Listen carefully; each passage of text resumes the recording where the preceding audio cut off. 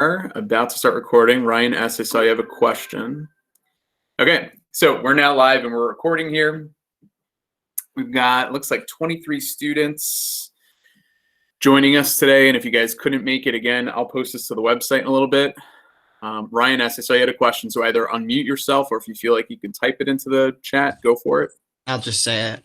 Yeah, that's probably easiest. Okay, so on the day 3 homework, Okay. It was number 2, and the equation was the 2 cos squared theta and then minus cos theta equals 0. The final answer on the answer key, I got like the whole process except for the general solution. Okay. Like the period changed like for different like solutions. Like the first general solution was pi over 3 plus 2 n pi, and then the next one was pi over 2 plus n pi. I'm just confused as why like the period is changing.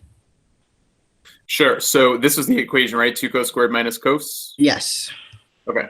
So if we go ahead and so if we just walk through the solution quick, you factor out a cosine, right? Mm-hmm. And you're left with 2 cos theta minus 1. Yeah. So then when we have cos theta equals 0, there's really 2 ways to approach that. Mrs. Crowfoot has been going to the graph of cos, right? And she kind of identifies these points which occur at pi over 2 and 3 pi over 2. You can also use the unit circle if you guys feel comfortable with that. Since this is the way that she kind of approaches it, I'll try and be consistent with what she does. And then the 2 cos theta minus 1, if I get cos theta alone there to get 1/2, you have to ask yourself, where's cosine positive, which is in 1 and 4. Okay, and then you set up a triangle where the adjacent's 1, hypotenuse is 2. That's a special triangle with a radical 3 there. So the reference is in radians 60, which is pi over 3. So the other 2 solutions would be pi over 3, and in quadrant 4, this angle, if full circle's 2 pi, which is really 6 pi over 3, then the angle that we have in quadrant 4 is 5 pi over 3. So you were saying that there's the solution in general that Mrs. Crowfoot wrote is something along the lines of pi over 3 plus 2 pi n. That part was okay? Yeah, that was okay. And then you said the pi over 2 was plus pi n? Yes. Okay. So the reason why you can just add pi n to that and then get the other solution here is that if you look at actually the graph that we've drawn here, the distance from pi over 2 to 3 pi over 2 is pi. So rather than taking both of those solutions, pi over 2 and 3 pi over 2, and adding on 2 pi n, a more concise way of getting the solutions from that units from the graph over here is actually just taking the first solution saying, hey, from here, if we keep adding on pi, we're going to get to all the other solutions from that cos theta equals 0 part. If you put 2 pi n, would you be wrong? If you put 2 pi n here and then also have 3 pi over 2 plus 2 pi n, then no. Okay. So yeah, what I think you'll see is that there's a more concise way of writing the general solution sometimes. I don't want you guys to get too hung up on it, but sometimes there's definitely a more concise way of writing. Instead of saying each one of these 4 solutions plus 2 pi n, you know, this general solution right here covers all the answers you would get in general from cos theta equals 0. So I think that's the only difference there, but I can understand how that's probably a little bit confusing there. Okay, I understand it now. All right, perfect. Let me go to the chat quick because I saw a couple questions pop up in there for a second. Let's see. So how do you know? Can you use cos to the -1? The answer to that question, Shane, is it's a little bit, it would be tough in radians. So actually I thought I do have a calculator. If it's in degrees, it's going to make a lot more sense. But if you do cos inverse of that 1/2, it's definitely going to tell you 60. So that's fine. But the only thing is that if I switch my calculator to radian mode and I want answers in radians, you know, that same thing, cos inverse of 1/2 is that decimal. 1.047, which happens to correspond with pi over 3. It's just the calculator's never going to give you that exact approximation in terms of pi. So I would say to get the reference angle in degrees, you're probably good if you do cos inverse and then apply that in the quadrants where cos is positive. But otherwise, I'd probably draw the triangles and kind of go from there. And then how do you know when to put the 2 in front of the pi n? Yes, so that is the period. So if you have anything with sine and cos in general, you're going to add 2 pi n because 2 pi is the period of the sine and cos curves. But I don't know how much you guys have seen with this. I know it's definitely coming up in some of the future practice. If you're working on a question that has tan in it, you're only going to add on pi n because pi is the period if you're dealing with a tan equation. So yeah, you'll definitely see that come up. And then I see the question, can you divide by pi and multiply by 180? Yeah, so Shane, you can definitely, I think if you get the degree angle from cos inverse of a half and then convert it to radians, I have no issue with that. Okay. I think you'll want to come to a place with trig where you can identify what this reference is in radians pretty quickly without having to do some conversions and using the calculator. But certainly we have ways around it if we get stuck. So, all right, very good questions to get started here. What else can I help with? Mr. L, I have a question. Yes, who's talking to me right now? It's Michaela. Hi, Michaela. That's what I was going to guess. So What's for up? the day 3 homework, question 11, I think Okay. what the answer key is wrong because for the frequency, so the original equation is 2 cos and then in parentheses pi over 2 minus 2 theta equals negative radical 3. But on the answer key, I think it dropped the minus 2 theta. Oh, okay. It's certainly very possible. So Yeah, in this section, Michaela, was it okay, and Robert's kind of confirming the same thing here. Yeah. In this question specifically, was it find the smallest angle that works? Or no? Let me see. It was find the general solution and then find the smallest positive value. So I was just wondering if you could do the question. If that's Yeah, you know what? I think this is a good one to kind of do anyway. Yeah. But yeah, let's take a look at this one. So the first thing I would do is probably get cos as a function alone by dividing that 2 over to the other side. Mhm. So let's do that to start here. And then once you've isolated the cos function, this is where you're going to want to use a dummy variable to replace everything on the inside. So if we say, hey, let x equal pi over 2 minus 2 theta. From there, what we would do is go and solve when cosine of x equals negative radical 3 over 2. Okay. So what we're going to ask ourselves is where is cosine negative? Cos is negative in quadrants 2 and 3, right? All-star trig class. And I'm pretty sure Mrs. Crowfoot draws that a lot on her problems there. So if we have the adjacents, the negative radical 3, the hypotenuse is the 2. That makes this opposite side the 1. So we've got a reference of pi over 6 in this one. Across from that 1. If halfway around is 6 pi over 6, then x would equal either 5 pi over 6 if I'm in quadrant 2, or 7 pi over 6 if I'm in quadrant 3. So those are the 2 solutions for x, and we get pretty excited that we got at least that far in the process. But we have to remember, oh wait, we had this let statement up here that x is pi over 2 minus 2 theta. So then I have to say pi over 2 minus 2 theta equals 5 pi over 6. And then I'm also going to do the same thing with 7 pi over 6. And, oh man, I'm going to run out of space. Okay. So to solve here, I guess what I would do is do a little bit of rearranging. If I add 2 theta over here and maybe subtract the 5 pi over 6 over here, what it's going to look like is it's going to say 2 theta equals, I'm also going to get a little fancy on you guys and write that this is 3 pi over 6, make a common denominator there, minus the 5 pi over 6. Sorry if that was a confusing step. All I'm really doing is kind of just rearranging putting theta on this side, subtracting 5 pi over 6 from pi over 2, but I wanted a common denominator there. Okay. All right, so then once I have that, we would have that 2 theta equals negative 2 pi over 6, which I know is actually just negative pi over 3. And then if I divide 2 out, or multiply by a half, right, same thing, this would become that theta equals negative pi over 6 now. All right, sorry, I'm going to get a new piece of paper. Didn't have room to fit it on here. Okay. So theta equals, move this so you guys can see it. Okay, negative pi over 6 was that first solution. All right, on the other side, we had pi over 2 minus 2 theta equals 7 pi over 6.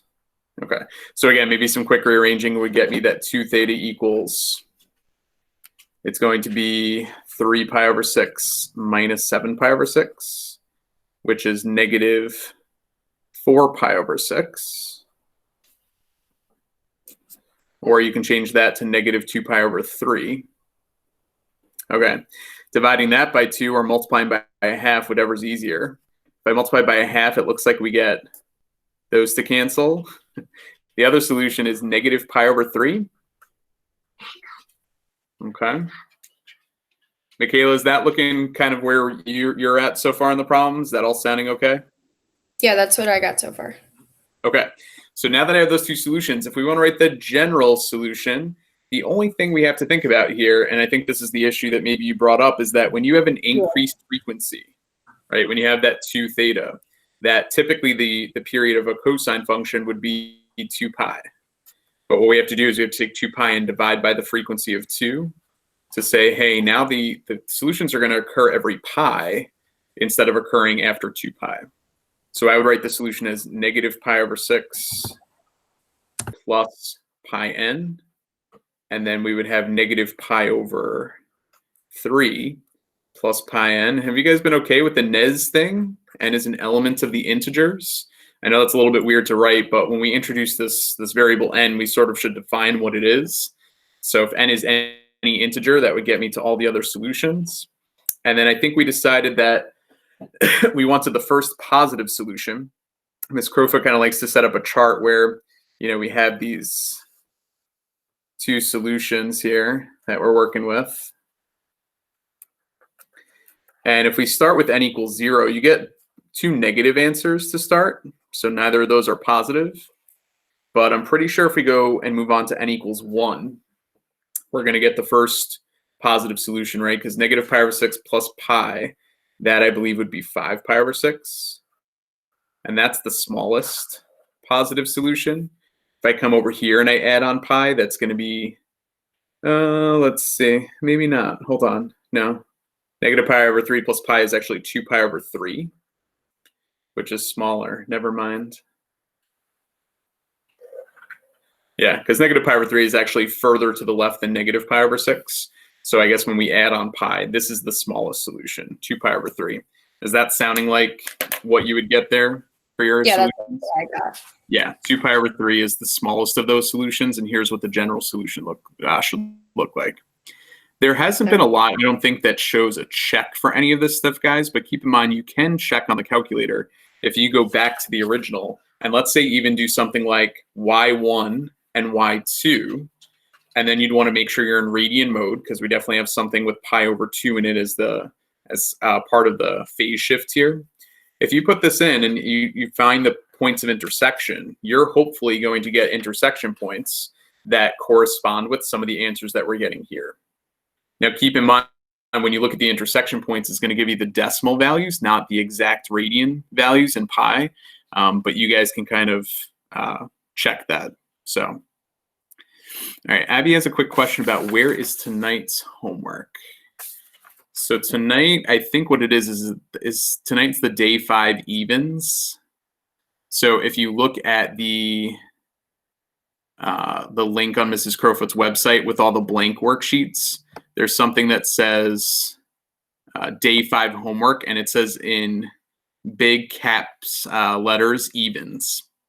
So it's going to be, yeah, it's right after the day 4 homework in the link. Day 5 homework, the evens is what tonight should be, I think, for that.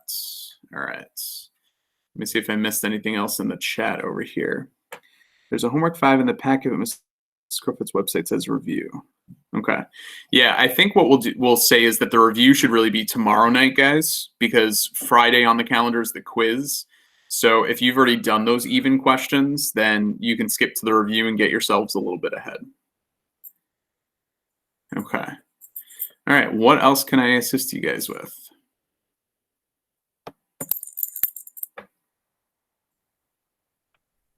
So I had a question. This is kind of like what you were talking about before.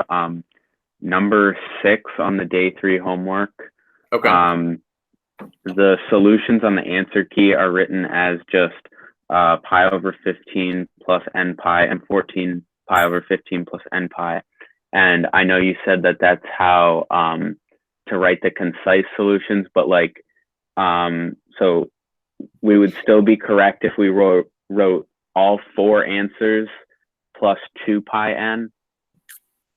Yes. So that's a good question, Ever. There's going to be, I think on the answer key, sometimes the concise way of writing it, as opposed to, let's say, the easiest way to write it, which is just taking your 4 solutions and for a sine or a cos, adding on that 2 pi n to get the general solutions. If you guys recognize that, oh, wait, hold on, these solutions are only pi apart, maybe I can just add on pi n and then make it a little bit simpler looking, then go ahead and write it that way. But if that's not something you're recognizing, I would not fault you for writing everything plus 2 pi n or for a tan equation plus pi n. So hopefully that helps to clear that up, Ever. Yeah. Okay, good. There's been a question about the day 5 homework answers. So you're right. I don't think that the homework answers for the practice from yesterday or the day 5 homework tonight are, at least I didn't see them anywhere on Mrs. Crowfoot's website. So since somebody brought that to my attention yesterday, what I did was I wrote up my solutions to day 4, which is right here. And then I wrote up my answers to day 5, the evens, which is right there. And at the end of our session, you can either stick around while I show some of those answers, but I'm going to record the answers in this same Google Meet form. And then what I'll do is I'll post the video on my website, and you guys can go ahead later and scroll to the end of the video and then check out the solutions to those homework questions. Dad, Yes, can I color, please? you can color. Yes, go for it. Just go. You have to use your markers, though. All right, I'm talking with my students now. So Can I use your marker? no, I kind of. I mean, listen. You guys know how special these markers are to me, right? So you have to tell my daughter here that we can't waste this precious ink while I'm at home and have no other resources here. So I know you guys. A lot of you use these Flair pens too. So sorry, I'm being a mean dad here, but she can't use those. So, all right. So should we do all the questions in the homework or just until we feel comfortable and understand the work? Ryan, I think that's a good question. I would be okay if you guys kind of skip around and you feel pretty comfortable with doing a variety of questions that, since I'm not collecting homework at this point or checking it off for you, certainly feel free to do that, because I know you guys are probably overwhelmed with kind of other stuff that you're trying to figure out for your other courses and kind of still adjusting to what's going on with all this virtual learning here. So yeah, feel free to jump around on homeworks. The only thing I'll suggest is with the answer keys, for the ones that you didn't try, just check out maybe even what the solution looks like to one that you didn't try, to make sure that there wasn't something that like, oh, I didn't try that one, but maybe there was something special I missed that was unique to that question. John agrees with me. The pens are important. Ryan says those markers are sacred. I agree. Protect them at all costs. I'm so glad you guys are on my and with your life. Yes, I certainly will. Raphael, is there a day 5 video or notes? Yes, I believe that's up on Mrs. Crowfoot's website as we. Oh, sorry, no. If you look at the calendar, I think she just has it labeled a little weird. Day 4 is really day 5 of the unit, because day 4 should have been a practice day, but there was no post for that separately in her stuff. So the day 4 video is really, I think, what day 5 should have been. And then the day 5, which says review, is technically what tomorrow should be. All right. You guys are very funny about these pens here. But Jonah thinks they're not as important as my child. Jonah, you don't know me very well then. So,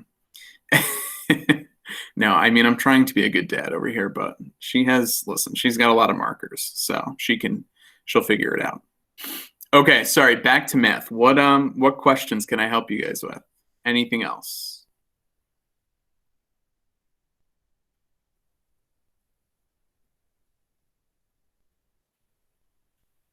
I actually have another question. Okay, go ahead. It's on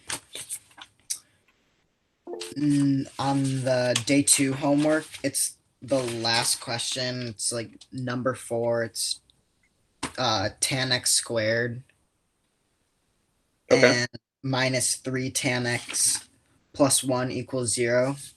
The answer key just didn't show like what the solutions were, so I just wanted to make sure I got it right. Sure.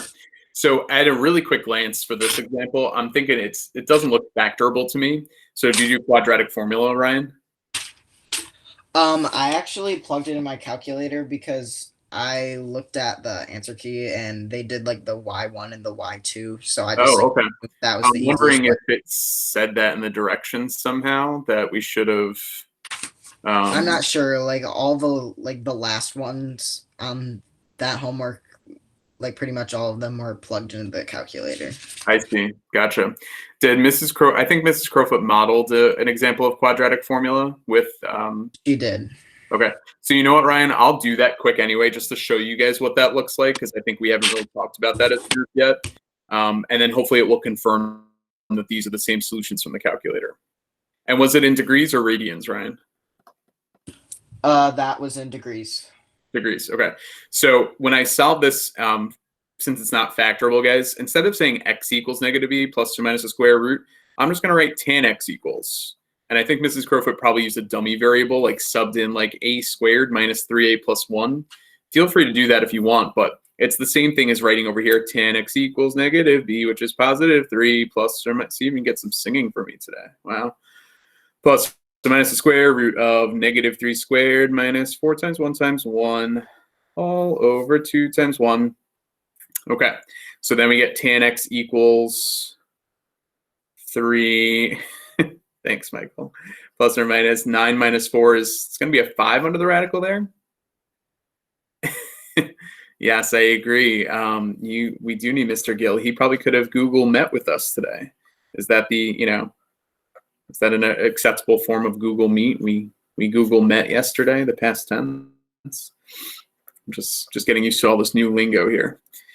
Okay. So we separate it into 3 plus radical 5 and 3 minus radical 5 all over 2. You guys forgot about him already? Okay.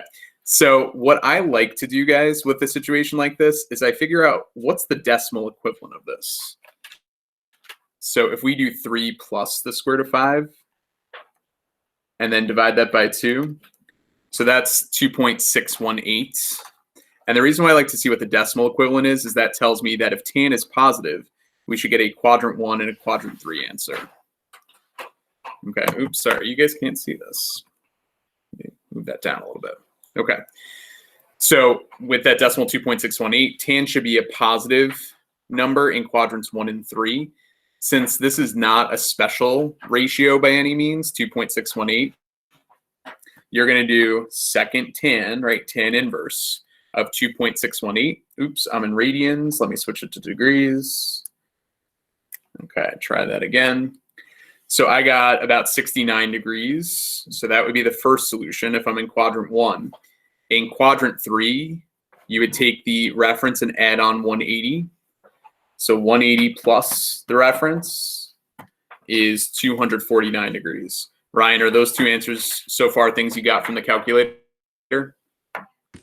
Yeah, they were. Okay, perfect. On the other side, 3 minus the square root of 5, I think is actually still positive, isn't it? Yeah. Divided by 2 is 0.3819.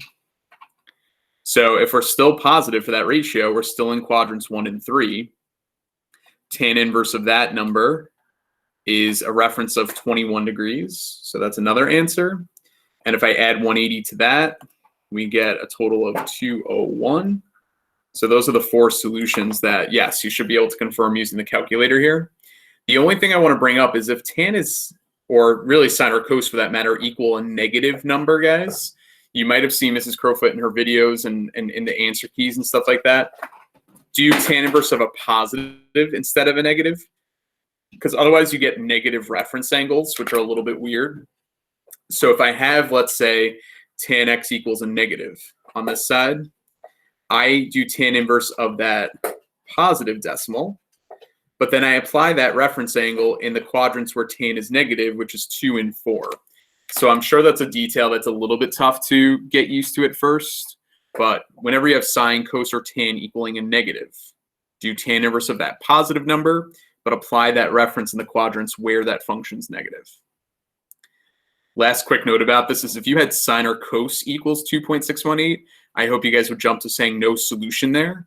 The calculator will give you an error message anyway when you try to find the reference, but sine and cos, we know their amplitudes are 1, so you wouldn't be able to exceed that value of 1 for either of those, okay?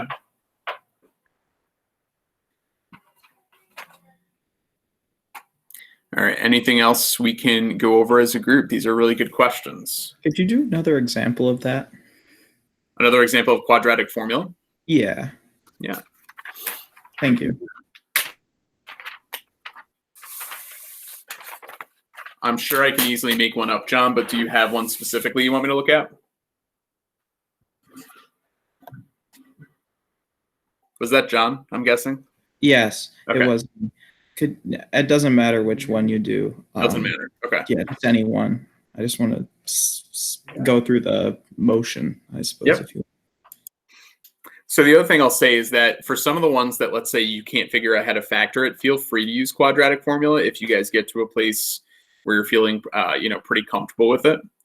So if I do something like, I just want to make sure I pick one that has some solutions that make sense. If I do, for example, 3 sine squared, and then we'll do plus 5 sine x, and maybe at the end, we'll do, let's do plus 1.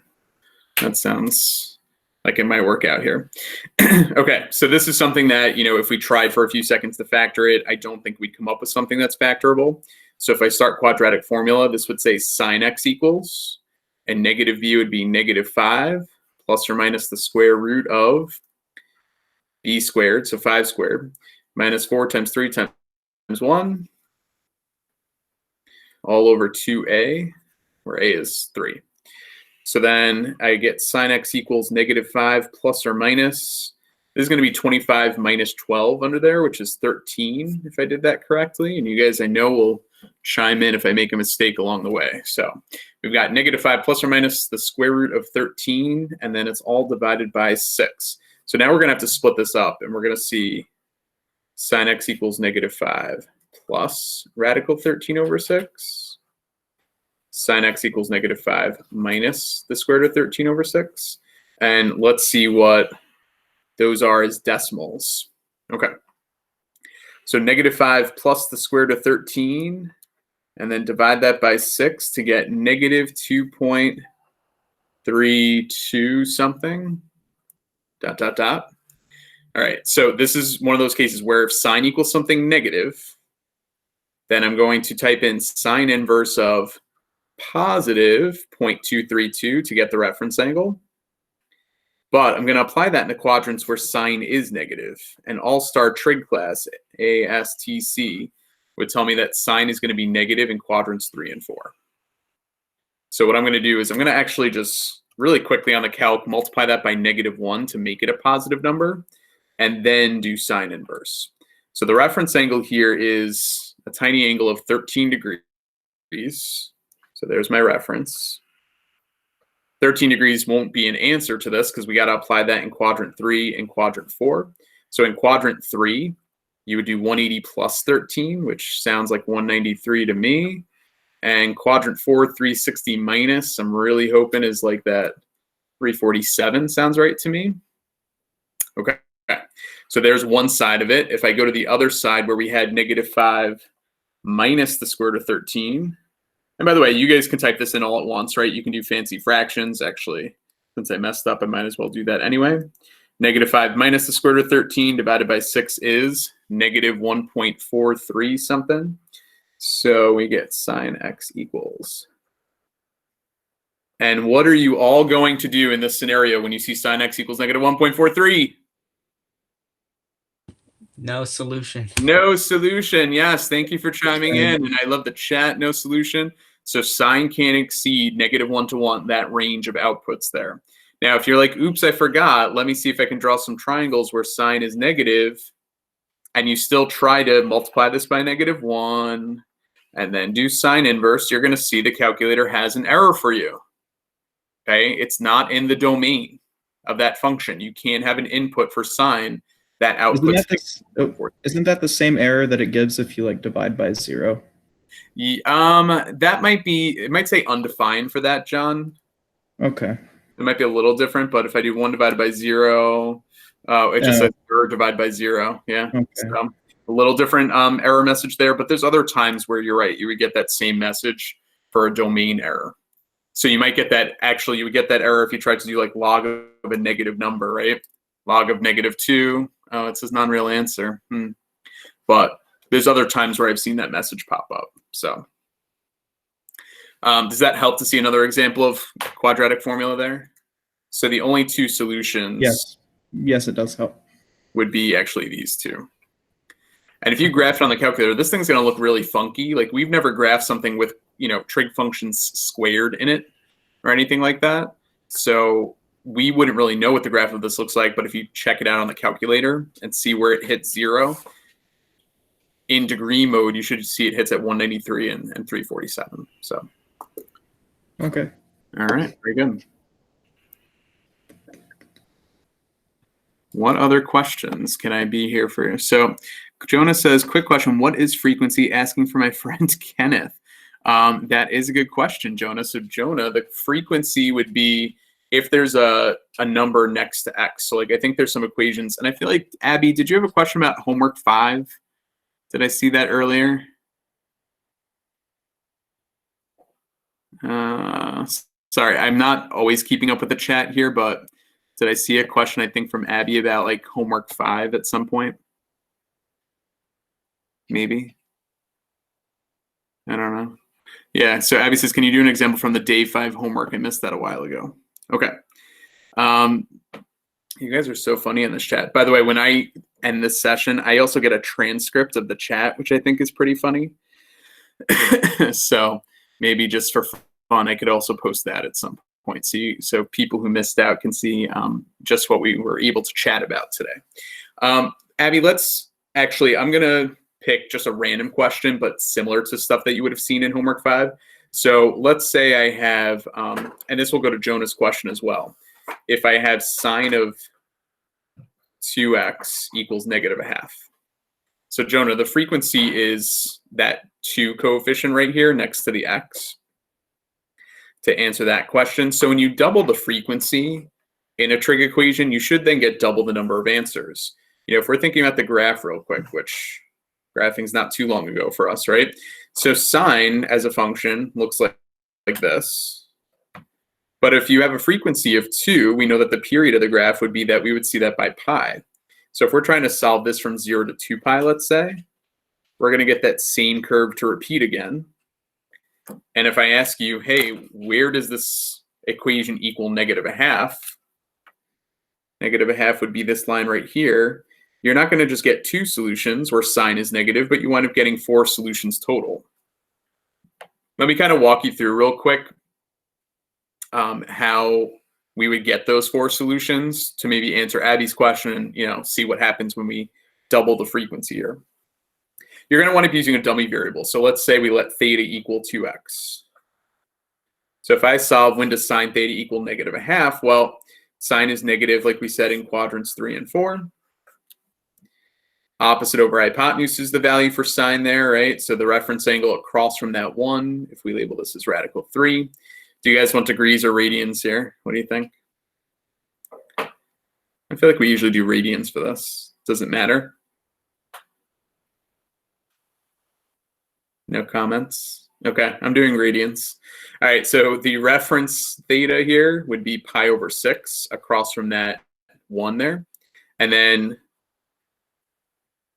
if we think about halfway around being 6 pi over 6, in quadrant 3, the answer for theta is 7 pi over 6. If I'm in quadrant 4, full circle is 2 pi, which is 12 pi over 6. So the other answer would be 11 pi over 6. Okay, so that's the start, and that's where we get kind of our initial solutions for what theta is. But remember, we're really trying to solve for x here. So you now have to go back and say, well, what happens if 2x equals 7 pi over 6, right? I'm just replacing theta from what the substitution was that I made earlier. And 2x equals 11 pi over 6. What happens in this case is if you divide out the 2 on both sides, or multiply by a half, it's up to you, you're going to get 7 pi over 12. And over here, you're going to get 11 pi over 12. So to figure out our 4 answers total, right? We should get 4 answers looking at the graph here. You're going to write the solution in general. So we got 7 pi over 12 and 11 pi over 12.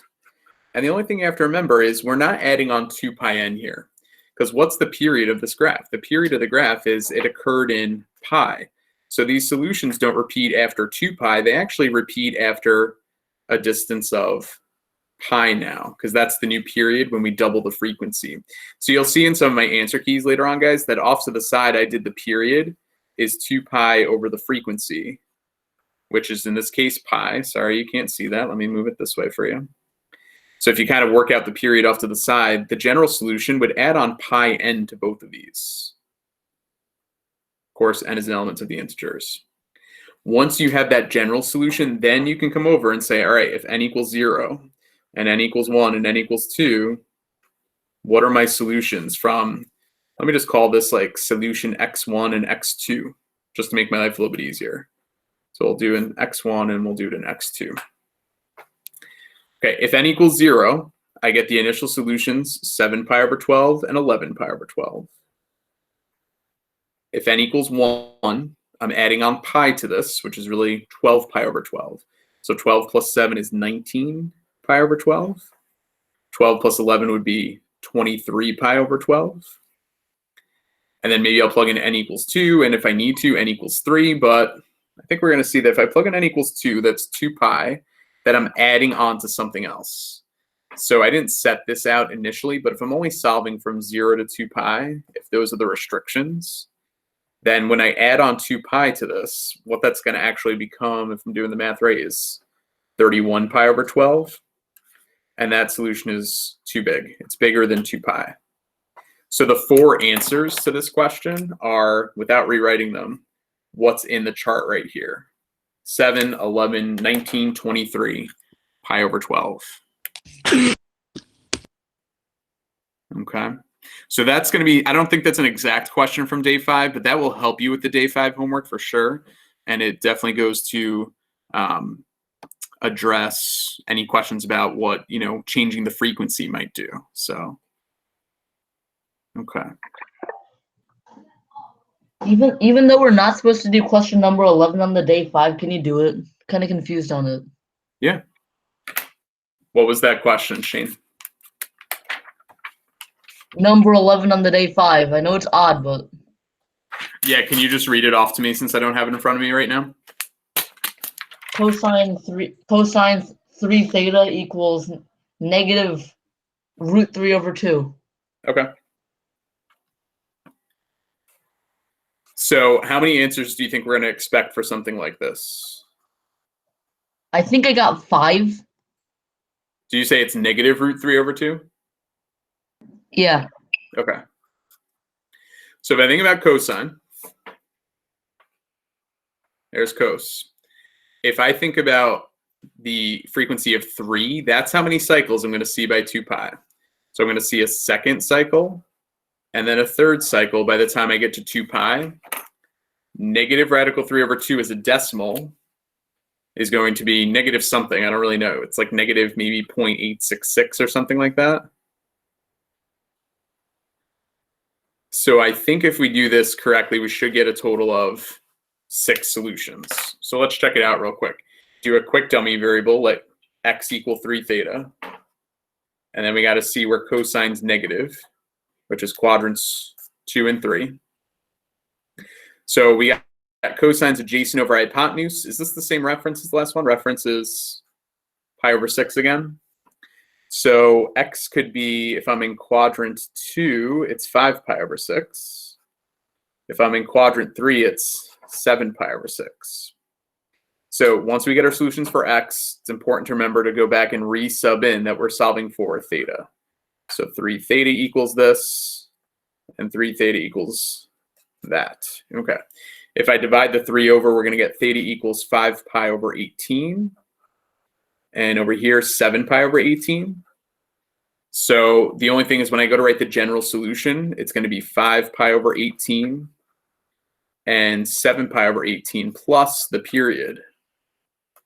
So if I see 3 cycles by 2 pi, how often do I see 1 cycle? So we're going to see 1 cycle by, sorry if you guys couldn't see that. You're adding on the period of 2 pi over 3. And if you are ready for some math magic here, you ready for this, people? Since I'm going to start plugging in values of n, like 0, 1, 2, 3, however many I need to get my solutions from 0 to 2 pi, I really want to make a common denominator here, so I don't have to keep thinking about that part in my head, okay? So I'm going to multiply by 6 on the top and bottom to make that happen. This would become 12 pi n over 18. Look at that crazy fix. How nice is that? I don't even have to rewrite it. 12 pi n over 18. Okay. So now we just start plugging in n equals 0. And again, if I call these solutions x1 and x2, this makes it a little bit nicer in the chart here. So we've got 5 pi over 18. 12 pi over 18 is another answer. Okay. When n equals 1, you're going to get 17 pi. I don't know what's going on in the chat right now.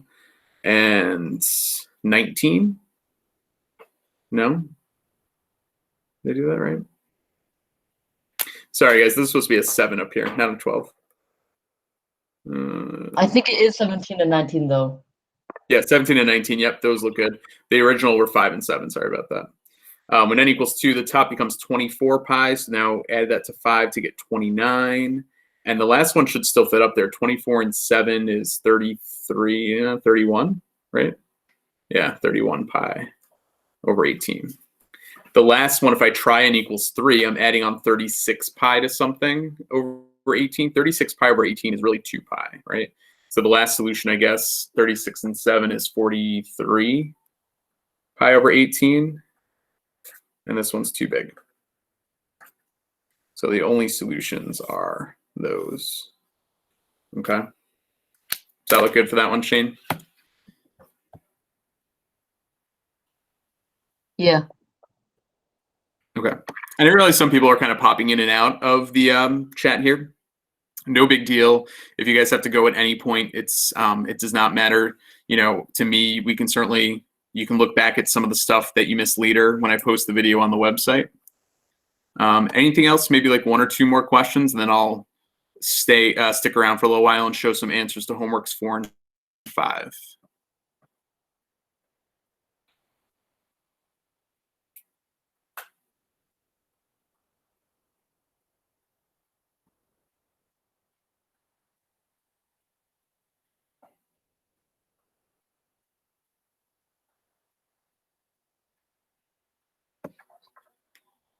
Nothing for me, guys? We're good?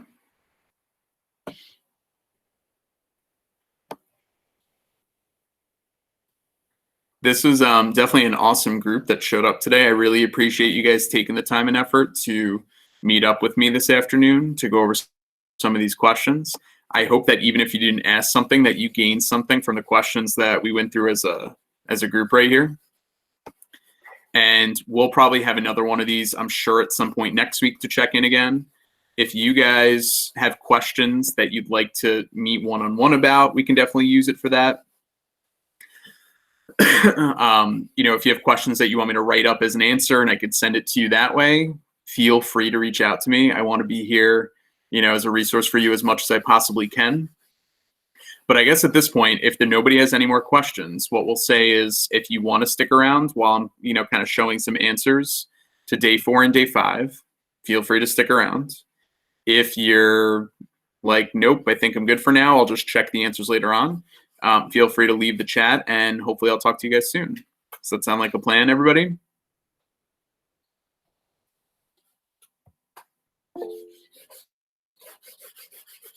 Zach says sure. I'm trying to figure out what this coloring book thing is. 29 plus 12 equals 43. Did I make a mistake with that, Jake?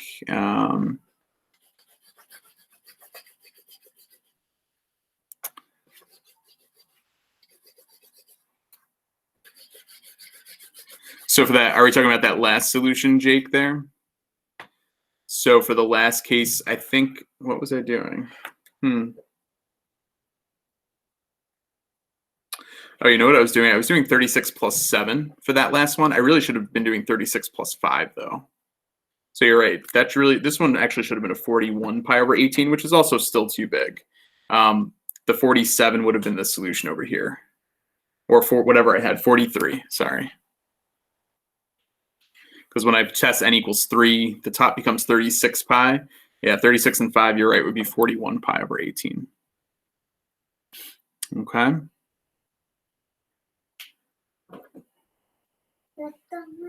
All right, if we're good, all right, Else, if you can just hang on one more sec. I'm just gonna have a little bit more talking to do, and then you can do your singing, okay? Does that sound good? Or if you guys want to stick around for some singing, Frozen 2. We really have been up on that soundtrack lately. All right, bye, Sam. Thanks for coming today, bud. All right, so without any more questions here, again, if you want to leave and just check these solutions later, that's fine with me. But while I'm recording, I might as well show some answers. Bye, Zach.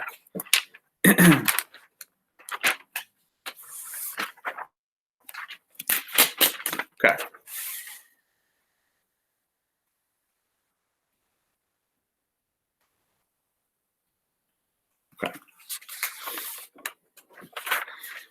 Okay. So here's the day 4 homework answers. These are the odd answers. One thing that we talked about today is writing a more concise general solution. So I did that for number 1 here. If you have this answer up here, that's totally acceptable. This would account for 5 pi over 4 and all the solutions after it as well. So keep that in mind for number 1. If I'm moving too quickly through these, you guys know what to do. Just hit pause. Number 3, the answers I got are pi over 2 and 3 pi over 2 plus 2 pi n. There's probably even a more concise way to write that. I think we actually did a question where the answer was pi over 2 plus pi n. So if you have that solution, that seems like it would be reasonable for number 3. A little bit so you can see number 5.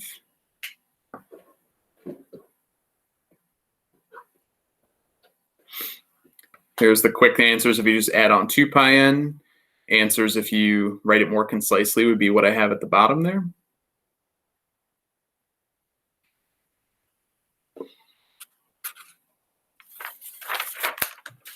Okay.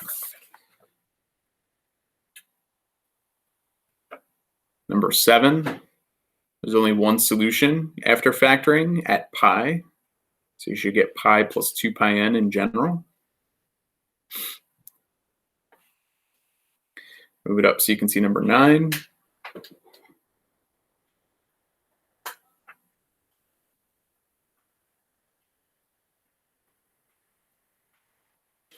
It's number 11.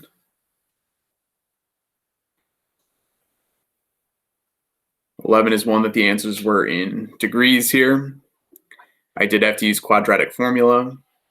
I made some quick notes, and this is something we talked about today anyway, that we have to keep this decimal positive when I do cos inverse on the calculator to get the appropriate reference angle.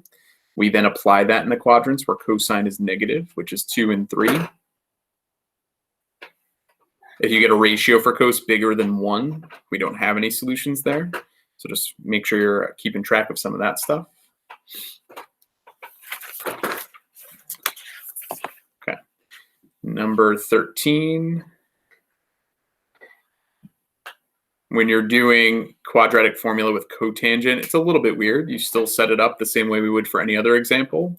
But once you figure out what cotangent equals, you then switch it to tan by finding the reciprocal. Split it into the two cases, get the decimals. And I make another note here. Make sure you're doing tan inverse of that positive, but apply it in the quadrants where tan is negative. And you can see my general solution up here.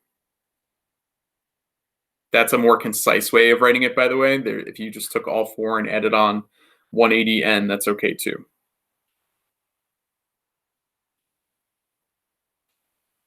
Okay, 15, you get some dummy variable substitutions. This one was asking for the smallest positive angle. So I have that at the bottom there. Okay. 17 and 19, same deal. Some dummy variable questions.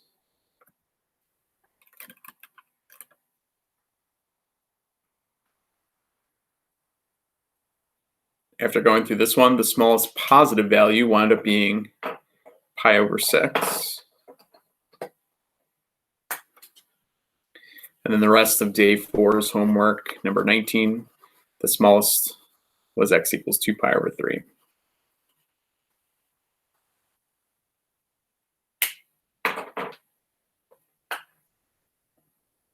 Okay, so I hope that you're pausing on the way as needed. That was day 4. Here's the day 5 solutions. So if you need to go back and check out anything from day 5, it's all in the same video here. Just scroll to the end. Here is number 2. You were doing the evens on day 5. When I originally did number 2, I was in a radian mindset. I realized this is in a degree section, so I eventually switched over to what the answers were in degrees. Remember that for a tangent equation, the period of tan normally is 180. So 180 divided by 2 means we're adding on 90n in general. Okay, divide by that frequency to get what the period is. You can tell that your general solution could be written more concisely when you start doing the chart and realizing that you have some repeat solutions. Not a big deal, guys. You're still going to get the same answers between 0 and 360. All right, here's number 4.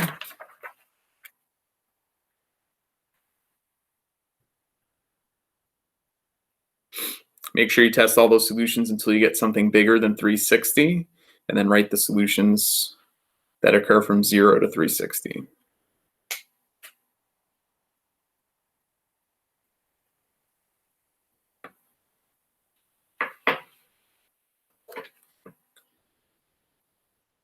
The interesting thing I thought about number 6 here is that the trick to this one, if you will, is that if you have radical 3 over 3,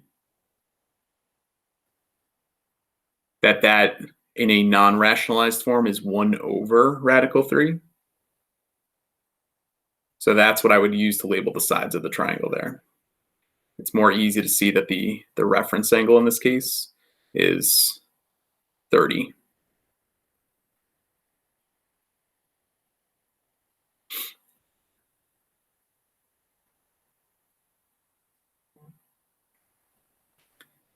Okay, 2 more to go. Here's number 8. Oops, sorry, 3 more. Okay.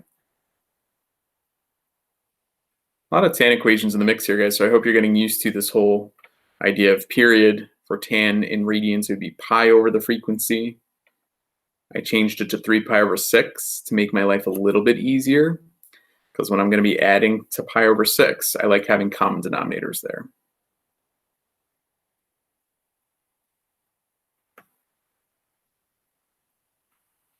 Those are the solutions for number 8. When in number 10 you have a reduced frequency, right? Their frequency is only a half. That winds up making the period 4 pi. So if we're only solving from 0 to 2 pi, clearly adding on 4 pi is not going to get me any solutions that would be in that range. So the solution for this one is only pi. Okay. Last one, number 12. Secant squared of theta over 2. Okay, dummy variable, square root to get rid of the squared. And then once you get the ratio for secant equals plus or minus 2 over radical 3. By the way, notice how I didn't rationalize that. It's going to be easier to see in the end that that means cosine is radical 3 over 2. And that's a ratio that should look familiar to us. The reference is pi over 6. You wind up getting 4 answers to this one. I listed them kind of horizontally here. So then I replaced x with theta over 2. When I double all those answers, they all turn to denominators of 3 now. The period's 4 pi, so taking those initial answers, if I were to add on 4 pi, definitely not going to be from 0 to 2 pi anymore. This one only has 2 solutions, from 0 to 2 pi. Okay. If something on this answer key didn't make sense to you and you want to follow up, you guys know how to find me. All right, we'll talk to you guys soon. Thanks for sticking around today.